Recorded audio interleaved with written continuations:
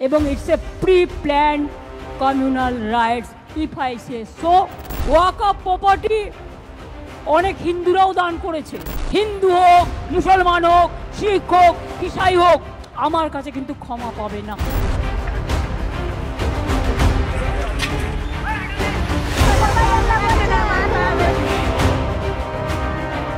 মুর্শিদাবাদে অশান্তির ঘটনায় নিহতদের পরিবারকে আর্থিক সাহায্যের কথা ঘোষণা মুখ্যমন্ত্রী মমতা বন্দ্যোপাধ্যায়ের। অমিত শাহের নাম করে নিশানা মুখ্যমন্ত্রী মমতা বন্দ্যোপাধ্যায়ের। মুখ্যমন্ত্রীর অভিযোগ, পরিকল্পনা করেই বাংলায় এই অশান্তির পরিবেশ তৈরি করা হয়েছে।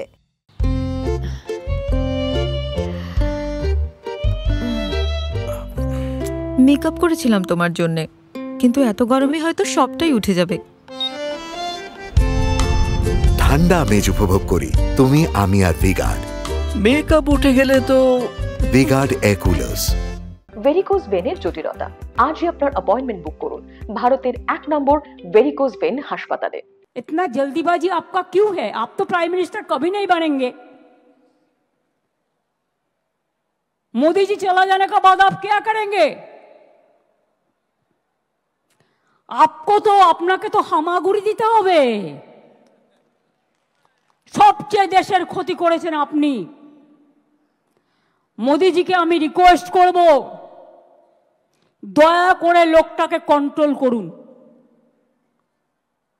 সমস্ত এজেন্সিকে দিয়ে দিয়েছেন ওনার হাতে, আর উনি সমস্ত প্ল্যান তৈরি করছেন।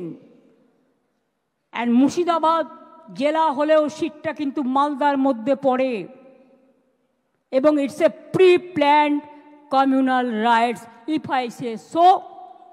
কারণ আমিও পাবলিকের কাছ থেকে অনেক ইনফরমেশন পাচ্ছি। সংশোধিত ওয়াকফ আইনের প্রতিবাদ। গত সপ্তাহের শুক্রবার থেকে উত্তপ্ত মুর্শিদাবাদের শামসেরগঞ্জ, ধুলিয়ান, জঙ্গিপুর, সুতি এলাকা। হিংসার বলি 3 জন, ঘর ছাড়া শয়ে শয়ে মানুষ। কলকাতা হাইকোর্টের নির্দেশে কেন্দ্রীয় বাহিনী মোতায়েন। নেতাজি ইন্ডোরে ইমাম মুয়াজ্জিমদের সম্মেলনে গিয়ে মুখ্যমন্ত্রী মুখ খুললেন। বিজেপির প্ররোচনায় পা দেবেন না। ইমামদের একটা রোল প্লে করতে হবে, আর আমি কিন্তু খুঁজে বের করব বর্ডার এরিয়ায় বিএসএফ কাকে কাকে হাত করেছে, এবং কিছু বাচ্চা ছেলেকে 5,000-6,000 টাকার বিনিময়ে ইট ছুড়িয়েছে। এটাও কিন্তু আমি খুঁজে বের করব।